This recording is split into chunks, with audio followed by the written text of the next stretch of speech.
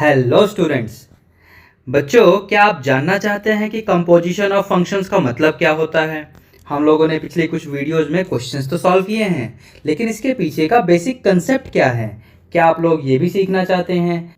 तो बच्चों, चलो फिर आज की क्लास शुरू करते हैं हम लोग। तो बच्चों, सबसे पहले मैं आपको ये डायग्राम दिखाता हूँ। यहाँ पर हमारे पास 3 सेट हैं, ए बी और सी।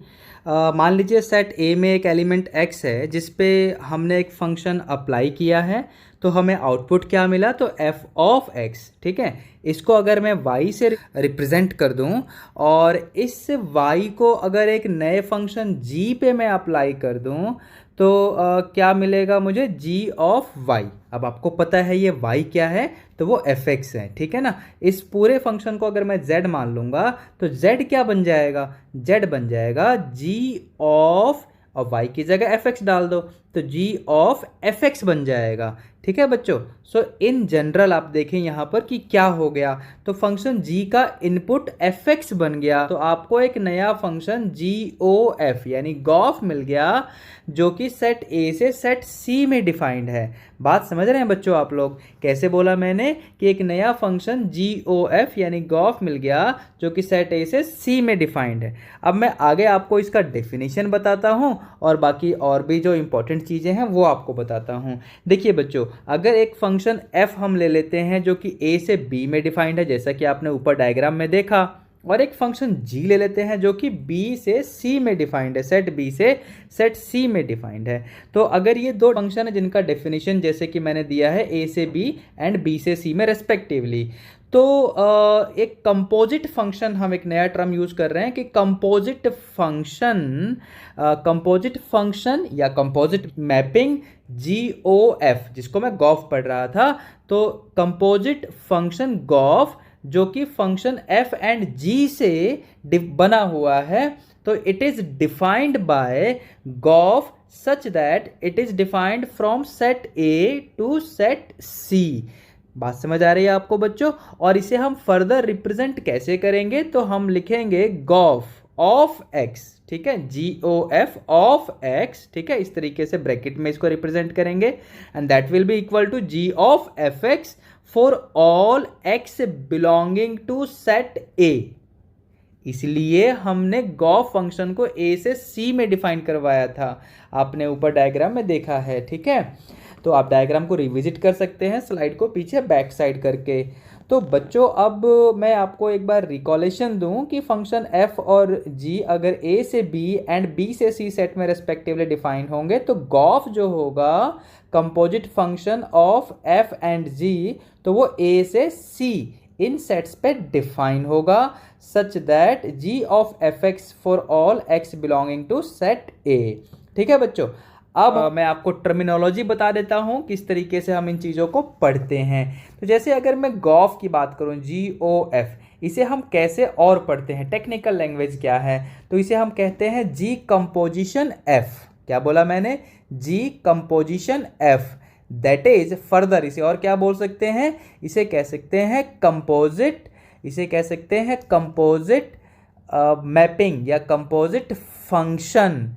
क्या बोला मैंने? कंपोजिट मैपिंग या composite function of f and g। Composite mapping of f and g। ठीक है, ये गॉफ को पढ़ने का तरीका हो गया बच्चों। ऐसे अगर फॉग होगा तो उसे क्या पढ़ेंगे? f composition g। बात समझ आ रही है? अकॉर्डिंगली आप ये रिप्लेसमेंट कर सकते हैं सिंबल्स का। अब आगे चलते हैं, कुछ इंपॉर्टेंट पॉइंट्स में देखिए हम, तो देखते हैं। सबसे पहला पॉइंट क्या हम देखेंगे बच्चों कि ये जो कंपोजिट ऑफ टू फंक्शन हमने ऊपर देखा g एंड f फंक्शन का, तो composite of two functions is also called the resultant of two functions. क्या बोलते हैं कि दो फंक्शंस का रिजल्टेंट हो गया, और इसे एक तरीके से और बोलते हैं कि फंक्शन ऑफ अ फंक्शन। मतलब ध्यान रखना, इसे मैंने दो नाम दिए। मैंने बोला कि composite of two function is also called the resultant of two functions, या दूसरा नाम क्या बोला मैंने कि the function of a function. जैसे हम g ऑफ fx बोल रहे हैं, तो g एक फंक्शन है और fx भी एक फंक्शन है, तो हमने क्या बोला? Function of a function. ऐसे ही फॉग हो गया फंक्शन ऑफ ए फंक्शन, या हम और क्या बोलेंगे, रिजल्टेंट ऑफ टू फंक्शंस।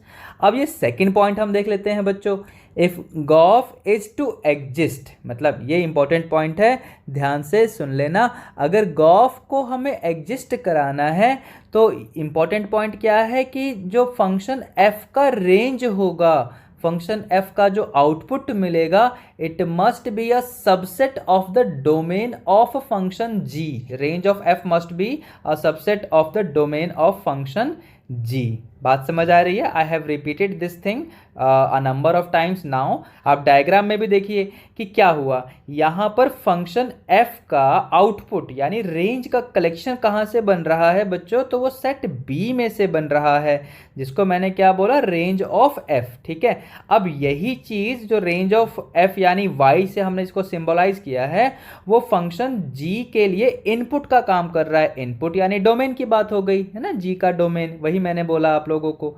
तो चलिए अब अगले पॉइंट यानी पॉइंट 3 की तरफ चलते हैं बच्चों।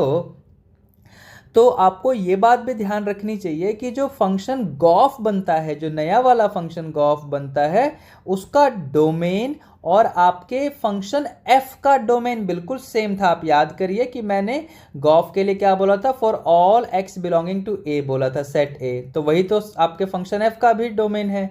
अच्छा, को डोमेन के बारे में क्या विचार है, तो को डोमेन ऑफ गॉफ जो होगा वो आपका फंक्शन जी का को डोमेन बन जाएगा, क्योंकि फंक्शन जी का को डोमेन क्या है, तो सेट सी है, वही तो गॉफ का भी है ना। ठीक है बच्चों, चलो अब अगला पॉइंट देख लेते हैं। बच्चों मान लो आपके पास f और g दो फंक्शन ऐसे हैं कि गॉफ तो डिफाइंड हो गया है, जी ओ एफ जो फंक्शन है वो डिफाइंड हो गया है। तो बच्चों ये बिल्कुल ज़रूरी नहीं है कि अगर गॉफ डिफाइंड होगा तो फॉग भी डिफाइंड हो जाए। बात समझ आ रही है? मैंने क्या बोला कि it is not necessary that if gof is defined then fog is also defined. Similarly इसका कन्वर्स भी होगा कि अगर फॉग डिफाइंड होगा तो इट इज़ नॉट नेसेसरी कि गॉफ भी डिफाइंड हो। और ऐसा क्यों होगा बच्चों, तो मैंने ऊपर ही बताया था आपको पॉइंट 2 और 3 में, फिर से एक बार मैं रिपीट कर देता हूँ कि अगर गॉफ को डिफाइंड होना होगा, अकॉर्डिंगली फॉग के लिए भी समझ लेना सेम टाइप से।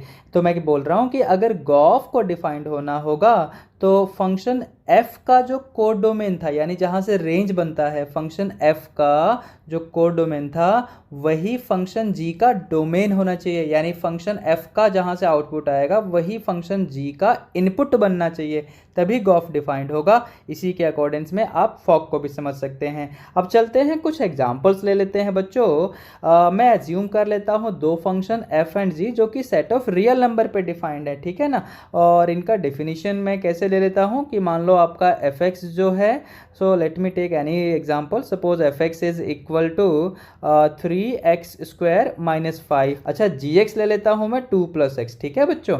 अच्छा, अब इसके बाद मैं आपको फॉग निकाल के दिखाता हूँ यहाँ पर और गॉफ निकाल के दिखाता हूँ। तो पहले हम गॉफ निकाल लेते हैं। तो g ऑफ एफ एक्स, तो हम इसे क्या करेंगे, g ऑफ एफ एक्स लिखेंगे। अब देखिए g फंक्शन का इनपुट क्या हो गया, तो एफ एक्स। अच्छा, पहले g फंक्शन का इनपुट x था तो आउटपुट था 2 + x, तो अब इनपुट एफ एक्स बना तो 2 + एफ एक्स हो जाएगा। और एफ एक्स की वैल्यू तो हमारे पास ऊपर से मिली ही हुई है, तो ये बन जाएगा 2 + 3x² - 5। इसे सिंप्लीफाई कर लो, ये 3x² - 3 आ जाएगा, 3 कॉमन ले लोगे, बाकी फर्दर फैक्टराइज भी कर सकते हो अगर आप चाहो तो। अब मैं आगे चलता हूँ, मैं आपको फॉग निकाल के दिखाता हूँ इसी क्वेश्चन में। तो अगर फॉग निकलेगा तो हम क्या लिखेंगे, f of g of x, ठीक है। अब फंक्शन f का इनपुट क्या हो गया, तो gx हो गया है।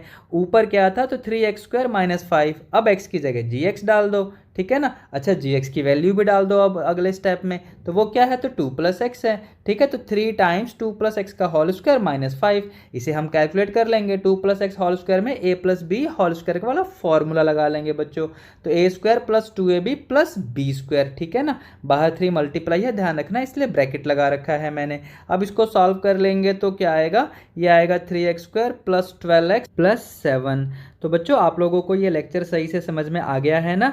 तो चलिए बच्चों, अब हम अगले वीडियो में मिलेंगे कुछ और प्रॉब्लम्स के साथ, कुछ नए कंसेप्ट्स के साथ। Hey there!